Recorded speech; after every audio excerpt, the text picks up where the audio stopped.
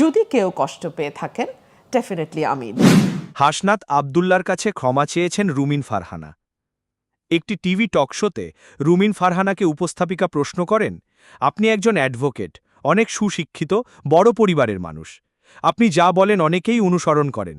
Talk show host হিসেবে না হলেও আপনি জনপ্রিয়।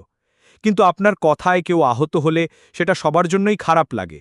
আপনি কি মনে করেন, আপনার কোনো কথায় বা আচরণে কেউ কষ্ট পেয়েছেন? আপনার কি মনে হয় যে আপনার কোনো কথা আচরণে কেউ খারাপ মানে অনেক কষ্ট পেয়েছে, বা আপনার যারা আছেন অনুসারীরা তারাও কষ্ট পেয়েছে? আপনার কি সেই বিষয়ে কিছু বলার আছে কিনা?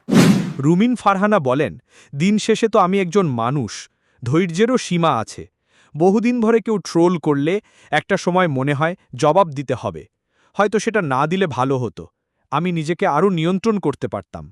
কিন্তু দিন শেষে মানুষ হিসেবে যদি আমার কোনো কথা বা আচরণে কেউ কষ্ট পেয়ে থাকেন, আমি দুঃখিত।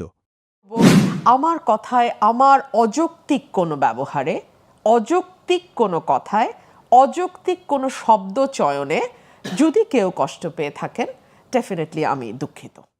তিনি আরও বলেন, আমরা রাগান্বিত অবস্থায় অনেক কিছু করি, পরে মনে হয় সেটা না করলেও হতো। রুমিন ফারহানার এই কথাটি নিয়ে আপনার কি মত, কমেন্টে জানান।